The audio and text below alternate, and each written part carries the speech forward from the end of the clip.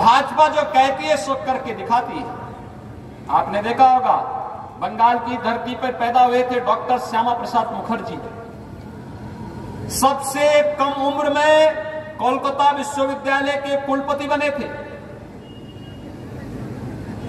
1952 में जब कांग्रेस ने देश के अंदर आतंकवाद की जड़ आर्टिकल 370 को देश के संविधान में धोखे से डालने का प्रयास किया, धोखे से डाला था, तब सबसे पहला विरोध अगर किसी ने किया था डॉक्टर श्यामा प्रसाद मुखर्जी जी ने किया था।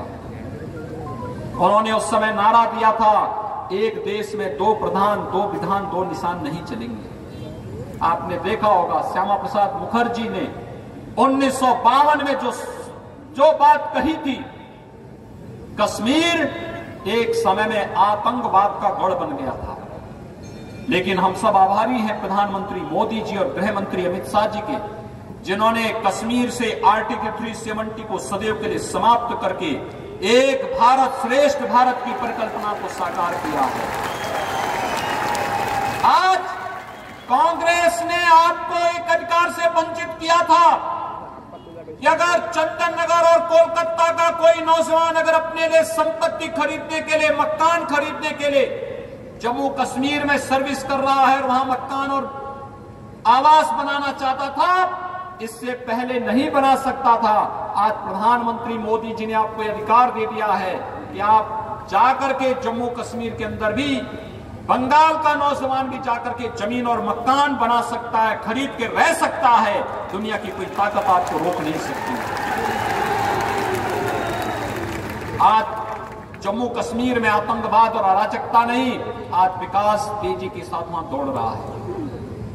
लोकतंत्र वहां पर एक बार फिर से नए विश्वास के साथ आगे बढ़ता हुआ दिखाई दे रहा है। और भाइयों बहनों, मैं लोकसभा चुनाव में भी आया था बंगाल के अंदर, और तब बंगाल के अंदर एक नारा गूंजता था। नौजवान तब कहते थे मुझसे, योगी जी क्या हुआ, रामलला हम आएंगे, मंदिर वहीं बनाएंगे, इस नारे का क्या हुआ? सब लोग ये पूछते थे। देखिए, उत्तर प्रदेश और देश के अंदर भाजपा की सरकार है, तो हम लोगों ने क्या किया, डबल इंजन की तरह गरीबों को, और वहां के उत्तर प्रदेश और जहां जहां भाजपा की सरकारें, वहां पर दोनों सरकारें मिलकर के गरीब कल्याण का काम कर रही हैं, विकास का कार्य कर रही हैं, इंफ्रास्ट्रक्चर डेवलपमेंट का काम भी कर रही हैं और आस्था का भी सम्मान दे रही हैं। यहां पर सदियों से चल रही जगदात्री माता की उपासना और पूजा को टीएमसी के गुंडों ने रुकवाने का प्रयास किया था, उन्होंने रोका था। लेकिन उत्तर प्रदेश में और केंद्र में भाजपा की सरकार है। उत्तर प्रदेश में कावड़ यात्रा को कोई रोक नहीं सकता, दुर्गा पूजा को कोई रोक नहीं सकता, रामलीलाओं की परंपराओं को कोई रोक नहीं सकता। और साथ साथ हम तो अब अयोध्या में भगवान राम का भव्य मंदिर निर्माण का कार्य भी आगे बढ़ा सकते हैं। बनेंगे, दिक्कतें हो जाएंगे, ये सेहत के लिए अच्छा नहीं होगा। भाजपा आएगी, सेवंत पे कमीशन देगी।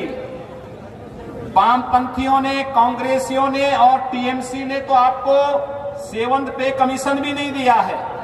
उत्तर प्रदेश में हम अपने हर सरकारी कर्मचारी को सेवंत पे कमीशन दे रहे हैं, बंगाल के अंदर नहीं मिल रहा है। इसलिए अच्छा होगा कि ये जो कुछ स्थानों पर भेदभाव की शिकायतें आ रही हैं, भाजपा के कार्यकर्ताओं के उत्पीड़न की शिकायतें आ रही हैं और कार्यक्रमों में व्यवधान पैदा करने की शिकायतें आ रही हैं, ये अच्छी स्थिति नहीं है। और इन स्थितियों में आज के दिन पर ईमानदारी पूर्वक चुनाव कराने में योगदान देना पुलिस और प्रशासन का दायित्व बनता, और अपने इस दायित्व का निर्वहन ईमानदारी के साथ करिए। अन्यथा लोकतंत्र की मालिक जनता होती है, जनता अपना फैसला सुना चुकी है 2 चरणों के चुनाव के माध्यम से। भारतीय जनता पार्टी को बंगाल के अंदर आने में कोई रोक नहीं सकता। बंगाल ने प्रधानमंत्री मोदी जी के विजन को स्वीकारा है और उन्होंने उन्होंने पिछले 6 वर्षों के अंदर प्रधानमंत्री मोदी जी के नेतृत्व में देश के अंदर चल रहे विकास के कार्यों को पूरे देश ने बड़े गौरव के साथ स्वीकारा है। हर व्यक्ति जानता है मोदी जी ने देश को विकास का एक एजेंडा दिया, देश की आस्था को सम्मान दिया, वैश्विक मंच पर प्रत्येक भारत को गर्व के साथ भारतीय होने का गौरव की अनुभूति कराने का जो गौरव प्रदान किया है प्रधानमंत्री मोदी जी ने किया है।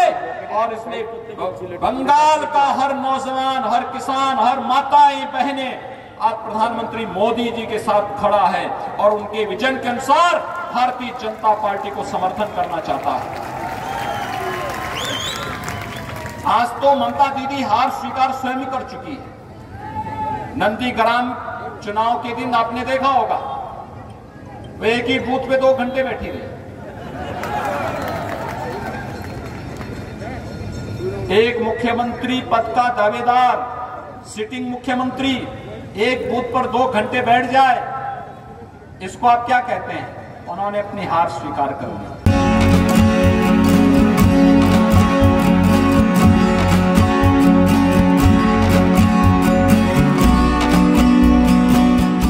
সবার সাথে সবার বিকাশ, সোনার বাংলা করার সংকল্প সফল করতে ও এলাকার উন্নয়নের স্বার্থে 267 ভাতার বিধানসভা কেন্দ্রের বিজেপি প্রার্থী মহেন্দ্রনাথ কোঁয়ারকে পদ্মফুল চিহ্নে ভোট দিয়ে বিপুল ভোটে জয়যুক্ত করুন।